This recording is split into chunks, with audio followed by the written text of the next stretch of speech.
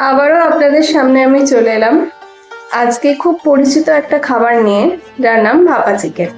কিন্তু খুব সোজা উপায়। যদি বাড়িতে হঠাৎ অতিথিরা চলে আসে আর চটজলদি তাদেরকে কি বানিয়ে দেওয়া যায় সেটা যদি মাথায় না আসে, তাহলে ভাপা চিকেন একদম পারফেক্ট একটা রেসিপি। আর সেটা যদি তাও আবার মাইক্রো ওভেনে হয়, তাহলে তো আর কথাই নেই, চটজলদি খেতে দেওয়া যায়। তাহলে মাইক্রো ওভেনে আমরা কিভাবে ভাপা চিকেন রান্না করছি দেখে নেওয়া যাক। খুব সোজা উপায়। আপনারা এটা মাইক্রো ওভেনে না করে এমনি ভাপেও করতে পারেন। আমরা মাইক্রো ওভেনে করেছি, তাহলে দেখে নিন। চটজলদি ধোয়া ওঠা খাবার, তাও আবার মাইক্রো ওভেনে। এই রান্নাটির জন্য আমাদের লাগছে সর্ষে, পোস্ত, কাজু বাদাম বাটা, কাঁচা লঙ্কা বাটা, 2-4টে চেরা কাঁচা লঙ্কা, আপনারা আপনাদের স্বাদ অনুযায়ী দেবেন, রসুন বাটা, আদা বাটা, সামান্য পেঁয়াজ বাটা, দেখবেন যাতে বেশি মিষ্টি না হয়ে যায়, আর লাগছে টক দই। আমরা এখানে সলিড পিস ব্যবহার করেছি। ভাপা চিকেনে সলিড পিস ব্যবহার করলেই ভালো, আপনারা চাইলে হাড়ের পিসও দিতে পারেন। চিলি চিকেনের যেমন পিস হয় সেই রকম আকারের পিস আমাদের এখানে লাগছে, যাতে মাংসটা ভালোভাবে সেদ্ধ হয়ে যায়। এবার চিকেনটাকে ম্যারিনেট করে নেব। চিকেনটাকে ম্যারিনেট করার জন্য লাগছে টক দই ও কাজু বাদাম বাটা, আদা বাটা, রসুন বাটা ও সামান্য পেঁয়াজ বাটা। এগুলি ভালোভাবে মাখিয়ে চিকেনটাকে রেখে দেবো 1 ঘন্টার মতো।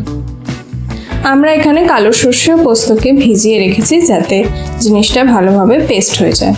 এবার 1 ঘন্টা হয়ে গেলে আমরা মাইক্রো ওভেনের পাত্রে ম্যারিনেট চিকেনটাকে ঢেলে এর মধ্যে সর্ষে পোস্ত বাটা দিয়ে ভালোভাবে মিশিয়ে নেব।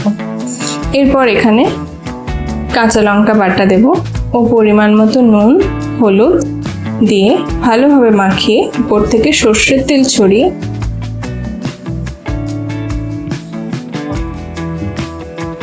আবার মাংসের সাথে ভালোভাবে মাখিয়ে এরপর কাঁচা লঙ্কার স্লাইস ছড়িয়ে আবার উপর থেকে একটু কাঁচা সর্ষের তেল দিয়ে দিলাম, যাতে গন্ধটা ভালো আসে।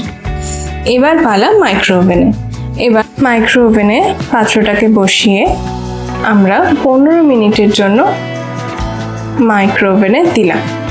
এখানে প্রিহিট করার কোনো প্রয়োজন নেই, শুধু একবার মাঝখানে খুলে দেখে নেবেন মাংসটা ভালোভাবে সেদ্ধ হয়েছে কিনা।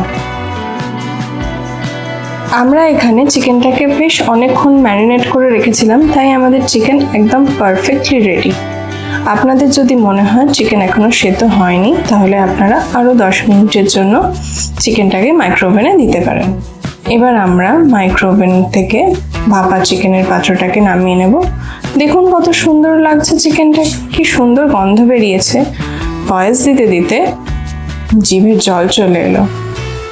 আমাদের চিকেন দেখুন খুব সুন্দরভাবে রেডি। এবার প্লেটিং করে গরম গরম ভাতে পরিবেশন করা।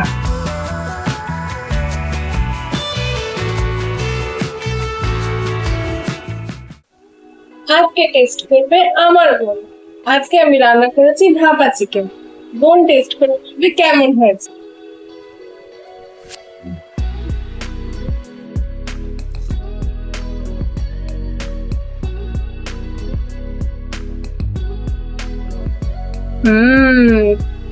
সুন্দর নরম হয়েছে তো মাংসটা,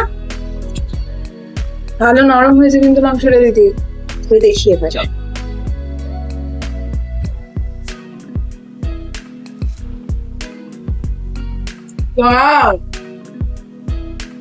দারুণ দারুণ,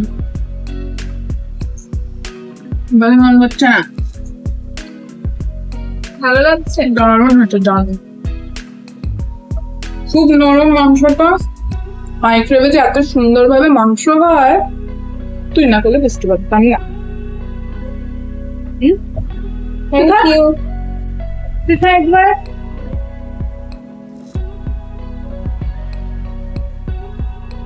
সত্যি দারুণ হয়েছে। আর আপনাদের যদি রেসিপিটা ভালো লেগে থাকে, তাহলে নিশ্চয়ই চ্যানেলটাকে লাইক, শেয়ার, সাবস্ক্রাইব করে